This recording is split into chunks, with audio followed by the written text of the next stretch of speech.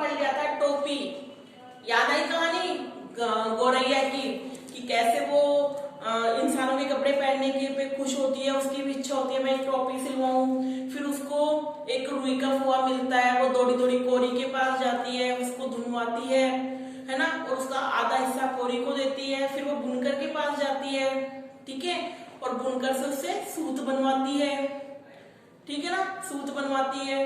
और उसके बाद वो दर्जी के पास जाती है और किस तरह वो एक सुंदर सी टोपी बना के उसके पास तैयार हो जाती है।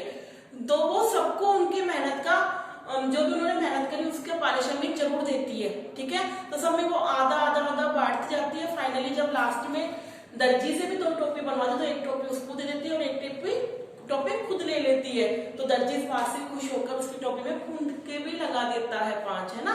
तो उसकी टोपी राजा की टोपी से भी सुंदर हो जाती है। तो बच्चों आया समझ में कि अगर हम किसी को कोई काम करवाते हैं तो उसको अगर हम पूरा पारिश्रमिक देंगे उसका, तो वो बहुत ही मन लगा के काम करेगा और बहुत अच्छा काम करेगा। तो कल आपने कहानी पढ़ ली होगी, समझ में आ गया आपको। देखो क्वेश्चन आंसर पे आओ।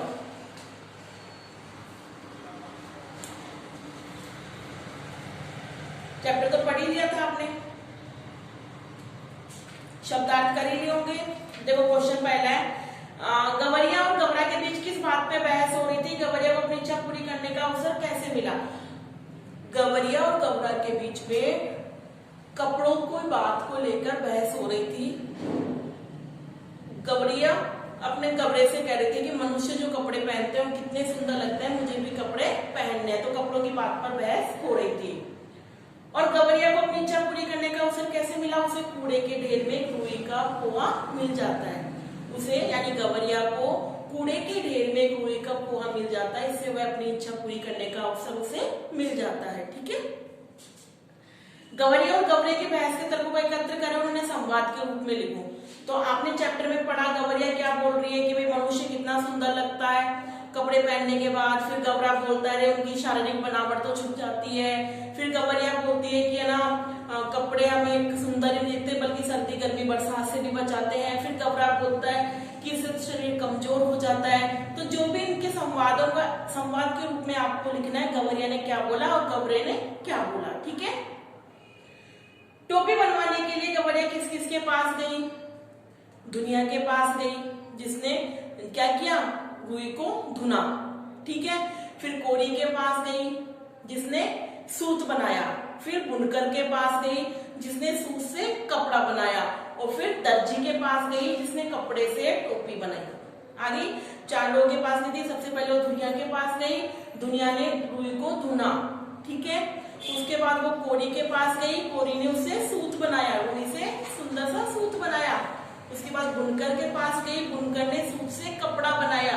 और उसके बाद दर्जी के पास गई जिसने कपड़े से सुंदर सी टोपी बनाई, ठीक है। गवरिया की टोपी पर दर्जी ने 5 फुंदे क्यों जड़ दिए? क्योंकि गवरिया ने 2 टोपी बनवाई थी, तो उसने एक टोपी दर्जी को दे दी और एक टोपी खुद ले ली। तो दर्जी को पहली बार इतना अपनी मेहनत का इतना अच्छा फल मिला था, तो खुश होकर दर्जी ने उसकी टोपी पे 5 फुंदे लगा दिए, ठीक है। कहानी के आगे देखो, किसी कारीगर से बातचीत कीजिए और परिश्रम को उचित मूल्य नहीं मिलने पर प्रतिक्रिया क्या होगी? किसी कारीगर को अगर हम उचित उसकी मेहनत का उचित पैसा नहीं देंगे तो वो बाद में हमारा कोई काम नहीं करेगा, और अगर उसे करना भी पड़ा तो वो उस काम को बहुत ही गलत तरीके से या गंदे तरीके से करेगा। वो उसमें मन लगाकर उस कार्य को नहीं करेगा और वो दुखी रहेगा, ठीक है। गवरिया की इच्छा पूर्ति का क्रम घूरे पर रुई के मिल जाने से प्रारंभ होता है। उसके बाद में क्रमशः एक करने कई कारीगरों के पास जाती है और उसकी टोपी तैयार होती है। आप भी अपनी कोई इच्छा पूरी कीजिए, तो ये नहीं करना, आपको कट कर लेना।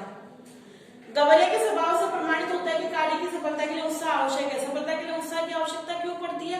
क्योंकि उत्साह, अगर हमारे मन में उत्साह होगा तभी हम उस कार्य को पूरा कर पाएंगे। अगर हम पहले ही नेगेटिव सोच लेंगे, नकारात्मक सोच लेंगे, अगर वो पहले सोचते रहे यार ये रुई मिली है इससे कैसे कपड़ा होगा, तो वह टोपी नहीं बनवा पाती। तो कार्य को पूरा करने के लिए मन में उत्साह होना बहुत ही जरूरी है, ठीक है। ये करना है आपको। टोपी पहनकर गवरिया राजा को दिखाने क्यों पहुंची? जबकि उसकी बहस गवरा से हुई थी, वह गवरा के मुंह पर अपनी पढ़ाई सुन चुकी थी। लेकिन राजा से उसकी कोई बहस नहीं होती, फिर भी राजा को चुनौती देने पहुंची। कारण का अनुमान बताइए।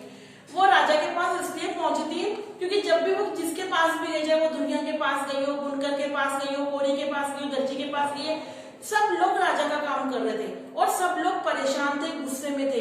तो वो देखना चाह रही थी कि वो राजा होकर फ्री में काम करवाता है, राजा होकर फ्री में और कम मूल्य में काम करवाता है, इसलिए वो सब उससे गुस्सा है।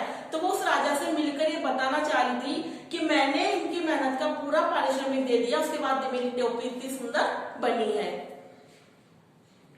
चारों कारीगर राजा के लिए काम कर रहे थे। एक रजाई बना रहा था, दूसरा आजकल के लिए सूत काट रहा था, तीसरा बागा बुन रहा था, चौथा राजा की सातवीं रानी की 10वीं संतान के लिए जब्बे से रहा था। उन चारों ने राजा का काम रोककर गवरिया का काम क्यों किया?